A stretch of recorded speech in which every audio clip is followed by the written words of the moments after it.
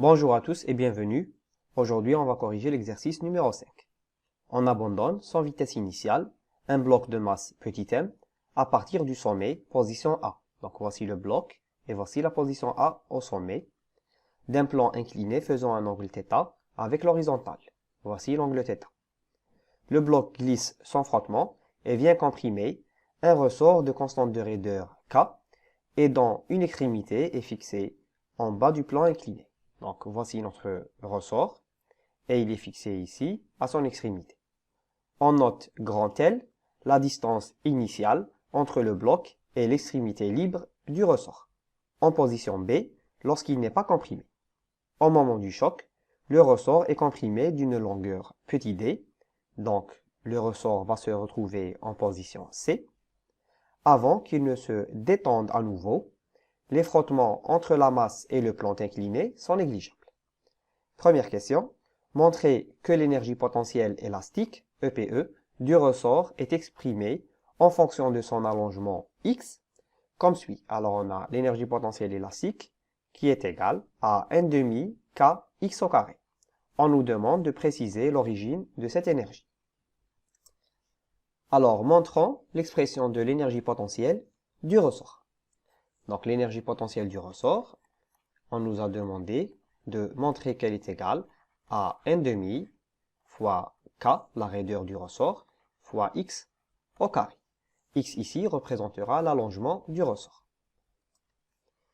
Alors, pour cela, on va utiliser la variation du travail de la force du ressort. Ce travail-là est égal au produit scalaire de la force du ressort et du déplacement des deux L. Donc, on peut dire que le travail de la force du ressort est égal à l'intégrale de la force du ressort Fe, produit scalaire, le déplacement des deux L. Ici, on va montrer où est le déplacement. Alors, le déplacement se fait suivant cette ligne droite, qui est parallèle à notre plan incliné. Donc, on peut dire que c'est celle-là. Donc, le déplacement des deux L doit se faire suivant cette ligne droite. Donc, voici notre axe des X. Donc, on peut dire que, alors, d de L va s'écrire comme étant dx fois le vecteur unitaire i. On définit un vecteur unitaire pour notre axe. Maintenant, comment on va écrire la force du ressort? Cette force-là, elle est égale à moins k fois un allongement des deux L fois le vecteur unitaire i. Donc voici l'expression de la force du ressort. Donc delta L ici, je peux l'écrire comme étant x moins x0. Alors ici, je dois déterminer où est la position de x0. On m'a dit ici que, on note grand L, la distance initiale entre le bloc et l'extrémité libre du ressort en position B. Donc cette position B va représenter la longueur à vide du ressort. Donc ici, ça va être le x0. Et je peux déterminer la position x0 comme étant l'origine du calcul. Donc je vais avoir ici l'origine x0 qui est égale à 0.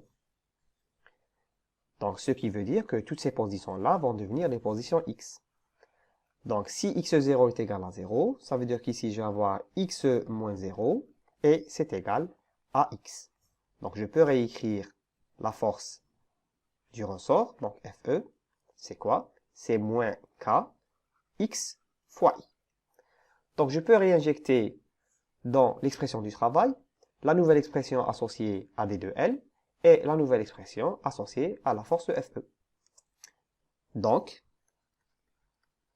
on a l'expression du travail due à la force du ressort, Fe, qui est égale à l'intégrale. Donc je remplace Fe par son expression, c'est moins la raideur k fois x fois le vecteur unitaire i.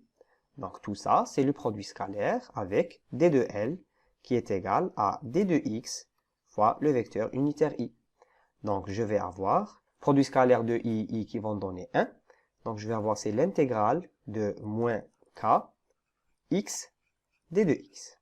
K étant une constante, je peux le faire sortir de l'expression de l'intégrale et je vais avoir ici moins k fois l'intégrale de x des 2x.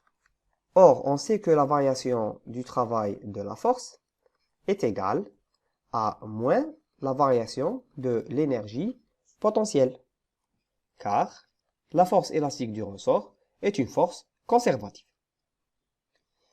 Donc, on peut faire que la variation de l'énergie potentielle est égale à moins la variation du travail de la force du ressort, Fe. Ça implique que l'énergie potentielle est égale à moins l'expression du travail de la force du ressort Fe, et à son tour, c'est égal, alors j'ai ici l'expression du travail, qui est égale à moins k l'intégrale de x des 2x, donc je vais avoir moins fois moins, je vais avoir plus k fois l'intégrale de x des 2x. Donc je vais pouvoir faire cette intégrale. Qu'est-ce que j'ai? J'ai k multiplié par l'intégrale de x des 2x, ça va donner 1/2 fois x au carré, plus la constante pour pouvoir déterminer l'origine de l'énergie potentielle. Ça implique que, alors je peux écrire ici que l'énergie potentielle est égale à 1/2 k fois x au carré plus la constante. Donc déjà, on s'est rapproché de l'expression demandée. Il nous faut juste déterminer la constante. Alors, pour déterminer la constante, je reviens ici vers le schéma. Quand le ressort est dans la position B, ça veut dire que le ressort est libre. Il n'y a pas d'énergie potentielle. L'énergie potentielle pour x qui est égale à la position x0 qui est égale à 0, eh bien c'est égal à 0 joules. Donc ici, le ressort est en train de fournir 0 énergie. Donc je peux continuer là. On aurait écrit pour x qui est égal à 0, on a l'énergie potentielle du ressort qui est égale à 0 joules. Alors ici, l'expression de l'énergie potentielle du ressort, elle est en fonction de x. Donc ça implique pour x est égal à 0, donc je vais avoir l'énergie potentielle qui est égale à 0, et ici c'est 1/2 k, la constante de raideur, fois x qui est égal à 0 au carré, plus la constante. Et ici c'est la constante qui est la variable, c'est elle que je cherche à déterminer.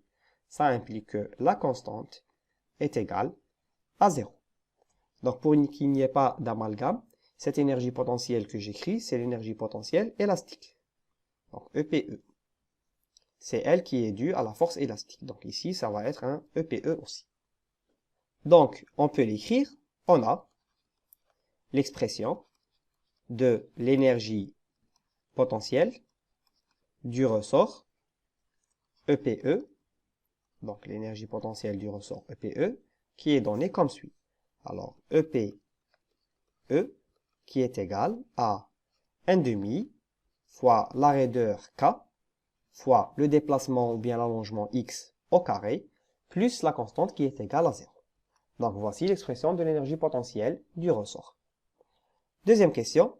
Rappelez le théorème de l'énergie mécanique totale. Que peut-on dire de l'énergie mécanique pour le système que vous étudiez? Alors deuxièmement, théorème de l'énergie mécanique totale. Ce théorème dit que la variation de l'énergie totale entre deux points, les points qu'on va appeler initial et final, est égale au travail, alors de toutes les forces non conservatives, entre quel point et point, c'est toujours les mêmes points, le point initial et le point final. Donc ainsi, je peux déterminer, si je connais les forces non conservatives, je peux déterminer la variation de l'énergie totale. Et si je connais la variation de l'énergie totale, je peux déterminer le travail des forces non conservatives. On va faire un exemple. Ici, sur le déplacement le long de la ligne x, x', donc je vais avoir seulement une seule force non conservative et c'est la force du frottement. Ce frottement-là, je peux le caractériser par les forces de contact parallèles, le C parallèle.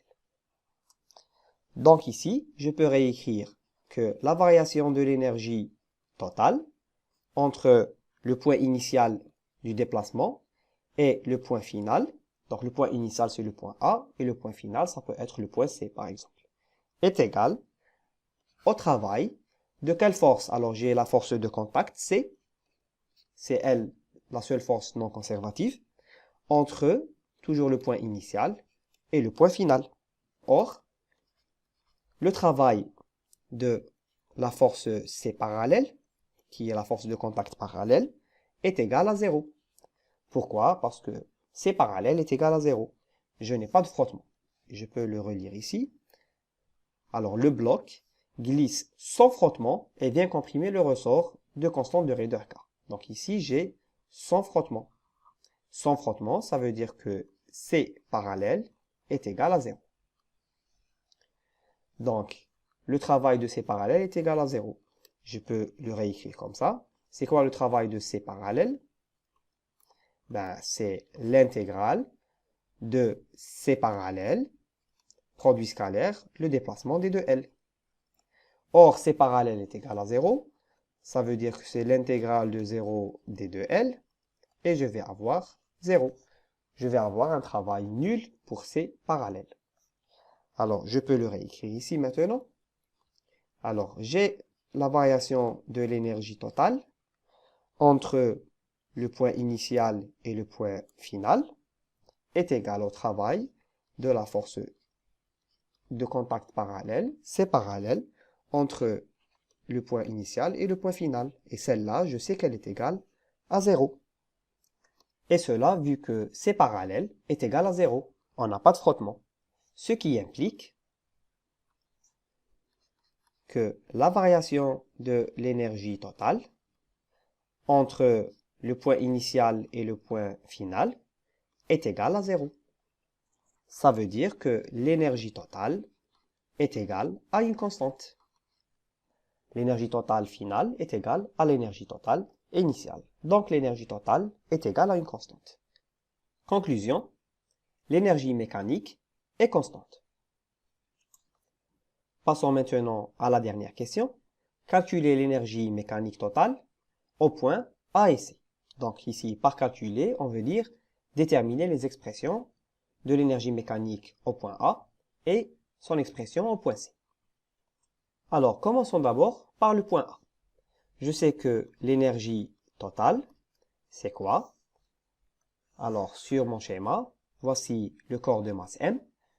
Ici, je vais avoir, pour l'expression de l'énergie totale, je vais avoir la composante énergie cinétique plus la composante énergie potentielle. Je peux aussi dire que j'ai une composante énergie potentielle élastique, mais vu que le ressort n'interagit pas encore avec la masse, donc il n'y a pas d'allongement ou bien de compression pour le ressort, cette énergie potentielle du ressort, elle est égale à 0. Donc je vais avoir seulement deux énergies, une énergie cinétique et une énergie potentielle. Donc je vais ici l'écrire.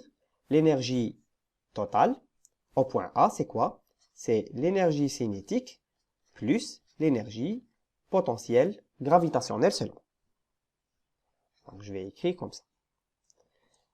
Avec. Alors on va donner les expressions de l'énergie cinétique et de l'énergie potentielle gravitationnelle. L'énergie cinétique, c'est 1/2 fois la masse m fois la vitesse au carré. Or, on est au point A, donc c'est la vitesse VA. Ou, on sait que VA est égal à 0. Pourquoi? Parce que dans l'énoncé, on me dit qu'on abandonne sans vitesse initiale un bloc de masse m. Donc ici, au point A, je sais que la vitesse VA est égale à 0. Donc ça implique que l'expression de l'énergie cinétique, ça va devenir 1/2 m fois 0 au carré. Et c'est égal à 0 joules. Maintenant, je passe à l'énergie potentielle gravitationnelle. Son expression est donnée comme étant la masse fois la constante gravitationnelle g fois la hauteur h. Donc, comment je détermine cette hauteur h? Voici la masse. Donc, son hauteur h, c'est celle-là, de manière perpendiculaire avec le sol. Ici, la surface de la Terre représentera l'origine des surfaces. Donc, par exemple, ici, on est à h est égal à 0. Et là, par exemple, on peut appeler cette hauteur la hauteur HA. Ici, plus la constante, parce que toute énergie potentielle gravitationnelle est définie avec une constante près. H, la hauteur, je sais qu'elle est égale à HA. Donc ça implique que l'expression de l'énergie potentielle gravitationnelle est égale à mgHA plus une constante. On va déterminer maintenant l'expression de cette constante. Pour H qui est égal à 0 mètre, on a l'énergie potentielle gravitationnelle qui est égale à 0 joule. Si je suis à la surface de la Terre, ça veut dire que l'énergie potentielle est égale à 0. Ça implique que je vais remplacer H par 0, je vais avoir 0 joule qui est égal à la masse mg fois 0 plus la constante. Donc je fais tout ça pour déterminer la constante. Ça implique que ma constante est égale à 0. Donc, je connais l'expression de l'énergie potentielle gravitationnelle. L'énergie potentielle gravitationnelle, bien sûr pour le point A, est égale à la masse m fois g fois HA. Maintenant, on va déterminer la hauteur HA.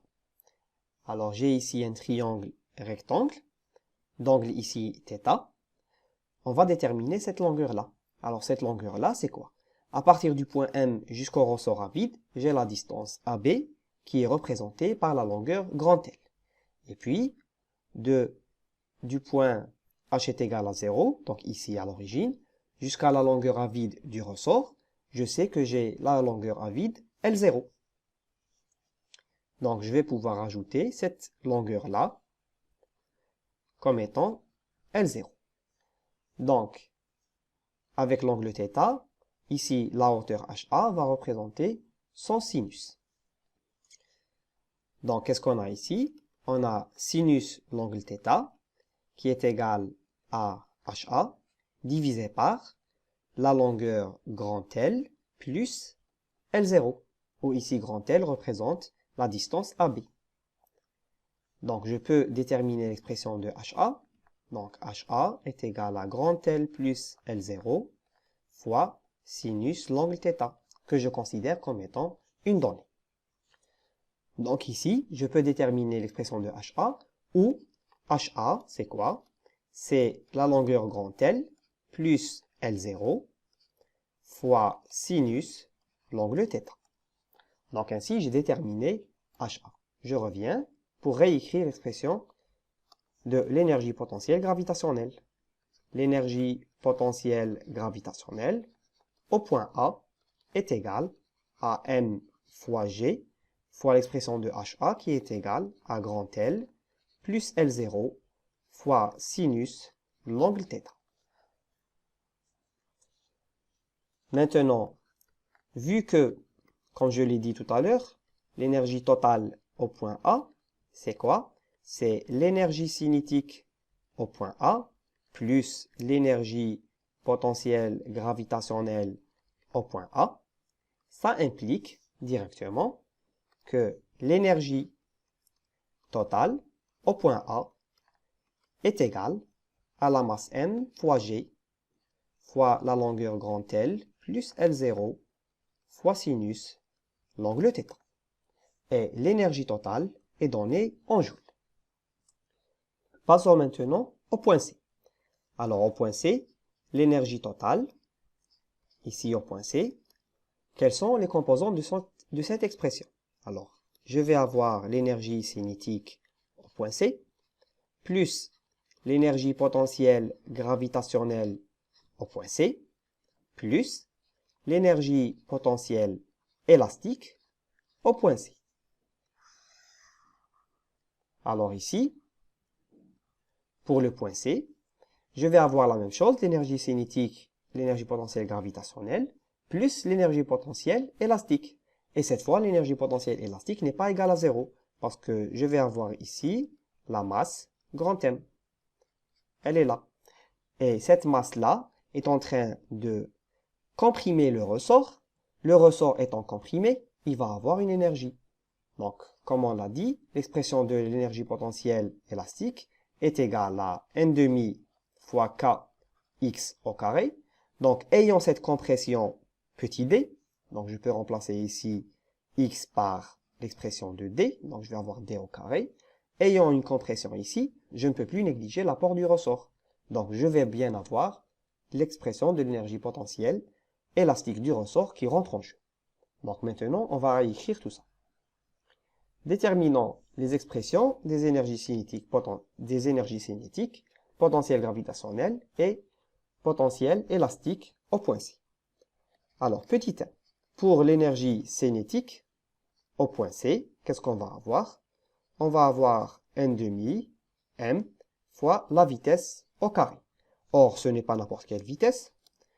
Ici, on a la vitesse qui est égale à Vc. Or, le ressort est comprimé d'une longueur petit d sur la position C avant qu'il ne se détende à nouveau. Donc la masse m va rebrousser chemin. Et si elle rebrousse chemin, ça implique que ici, la vitesse Vc est égale à 0. Je vais avoir ici le ressort qui est comprimé au maximum. Donc la masse m va s'arrêter. Ça veut dire que au point C, sa vitesse est égale à 0. Donc ici, c'est égal à 0. Ça implique que l'expression de l'énergie cinétique au point C va se réécrire comme étant n demi fois la masse m fois Vc au carré, et ce dernier est égal à 0. Donc je vais avoir 0 joules. Je continue pour l'énergie potentielle gravitationnelle. Au point C, c'est la masse m fois g fois sa hauteur hc plus la constante. Mais la constante, je l'ai déjà déterminée. Je sais que la constante est égale à 0. Donc, pas besoin de l'écrire, c'est égal à 0. Donc, je vais avoir la masse m fois g fois hc. Maintenant, il faut déterminer l'expression de hc. Alors, je reviens sur le graphe. Supposons que la masse est là. Où est la hauteur hc? Donc, la hauteur hc, c'est cette hauteur-là. Donc, qu'est-ce que j'ai? Ben, j'ai toujours un triangle rectangle, ici. Et l'angle qui est là, c'est toujours l'angle θ. C'est le même angle partout. Maintenant, je dois déterminer l'hypoténuse. Alors, cette hypoténuse-là, c'est la distance OC. Ou bien, vu que je ne connais pas la distance OC, c'est la distance OB, le petit l, moins la compression D. Ainsi, je peux déterminer la hauteur HC. Ici, on peut dire que HC est égal à la distance à vide L0 moins la compression petit d. Tout ça multiplié par sinus l'angle θ.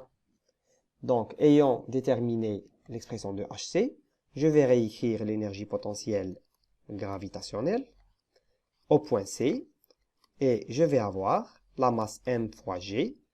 HC va s'écrire comme étant L0 moins petit d, la compression du ressort, fois sinus l'angle θ. Ainsi, j'ai déterminé l'expression de l'énergie potentielle gravitationnelle au point C. Et cette énergie-là, elle est bien sûr en joules. Le troisième point, c'est l'énergie potentielle élastique au point C. Alors, son expression est donnée comme étant n demi fois la masse m fois x au carré. Ou bien, on peut l'écrire comme étant, c'est n demi la masse m fois l'allongement delta L au carré. C'est la même chose. Alors, je viens ici sur le graphe et je détermine l'allongement.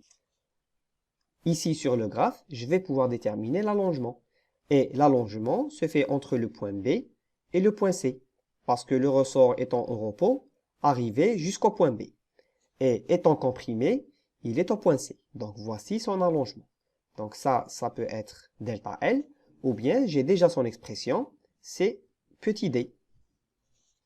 Ça implique que je peux réécrire l'expression de l'énergie potentielle élastique du ressort au point C comme étant égal à n demi m fois petit d au carré. Ici, vu que j'ai déjà dit que l'énergie totale au point C était égale à l'énergie cinétique au point C, plus l'énergie potentielle gravitationnelle au point C, plus l'énergie potentielle élastique au point C, on peut dire directement que l'énergie totale au point C est égale. Alors, pour l'énergie cinétique, je vais avoir 0 joule. Pour l'énergie potentielle gravitationnelle, je vais avoir petit m fois g fois L0 moins d fois sinus l'angle θ, plus l'expression pour l'énergie potentielle élastique, qui est égale à n demi fois la masse m fois d au carré. Et l'expression, bien sûr, est donnée en joules. Voilà, on a pu déterminer l'expression de l'énergie totale au point C. Maintenant, sachant qu'il n'y a pas de frottement dans cette surface-là, entre la masse m et la surface, je sais, grâce au théorème de l'énergie mécanique, que, comme conclusion, j'ai l'énergie mécanique qui est constante.